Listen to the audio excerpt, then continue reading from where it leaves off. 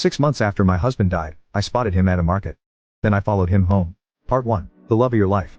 You spend months crying over an empty side of the bed, smelling his old shirts just to feel close to him, and wishing you had died with him. Now, imagine walking through a random town 6 months later, and seeing that same man laughing and buying vegetables like he didn't destroy your entire world. What would you do? Would you run into his arms, or would you destroy him? Tell me what you would do in the comments. And please subscribe if you want to see how I handled the ultimate betrayal. My name is Sarah, and 6 months ago I became a widow. Or at least that is what the police, the coroner, and a very expensive funeral service told me. I was married to a man named Mark. We had been together for 8 years and married for 5. Mark was, by all accounts, the perfect husband. He was charming, he was handsome, and he was a successful real estate agent. He was the kind of guy who would bring me coffee in bed every single morning.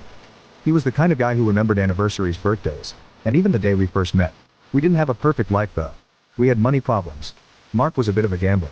He liked high-risk stocks and occasionally betting on sports. We had some debt, but he always told me not to worry about it. He said he had it under control. He said he was going to make a big sale that would clear everything up. Then came the accident. It was a Tuesday. Mark loved to go night fishing. He said it helped him clear his head. He took his small boat out onto the lake near our house. It was a massive lake, deep and dangerous if you didn't respect it.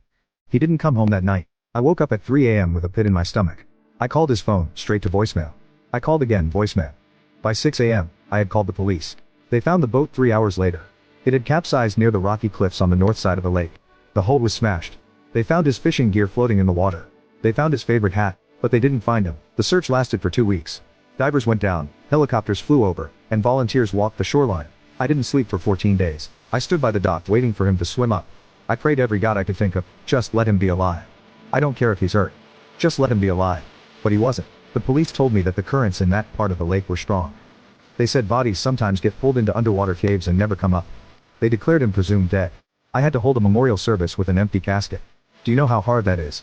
To bury a box full of air. I stood there in my black dress, shaking, while his mother screamed and cried. I accepted the condolences of our friends. I felt like my life was over. Then came the life insurance. Mark had a policy, a big one. $2 million. He had taken it out only 6 months before the accident. At the time, I thought he was just being responsible. Now looking back, I realized how perfectly timed it was.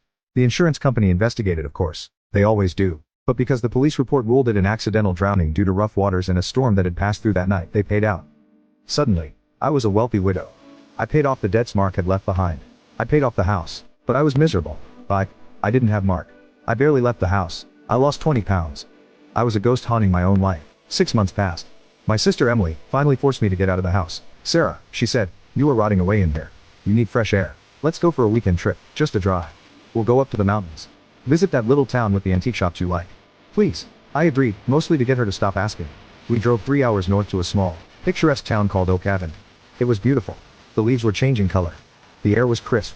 For the first time in months, I felt like I could breathe a little bit. On Saturday morning, Emily wanted to go to the local farmer's market. I wasn't really in the mood for crowds, but I went. We walked past stalls selling homemade jams, fresh bread, and handmade soaps. The sun was shining. I was looking at a table of honey jars when I heard it. A laugh. It wasn't just any laugh. It was a deep, throaty laugh that ended with a little wheeze. It was a sound I had heard every day for 8 years. I froze. My hand knocked over a jar of honey. It shattered on the ground, sticky amber liquid pooling around my shoes. I didn't even look down. I turned my head slowly, terrified of what I would see. About 30 feet away, standing at a vegetable stall, was a man. He was wearing a green baseball cap and sunglasses. He had a beard, which was new.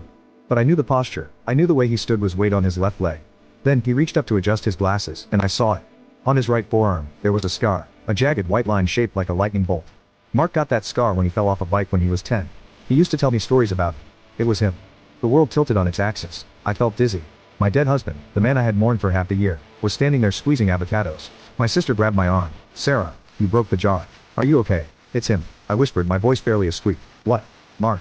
I said, pointing. Mark. Emily looked. She squinted. Sarah, honey, Mark is dead. That's just a guy with a beard. No, I said, a sudden surge of adrenaline flooding my veins. It's him. I know his hands. I know his scar. Before Emily could stop me, I started moving. I didn't run up to him.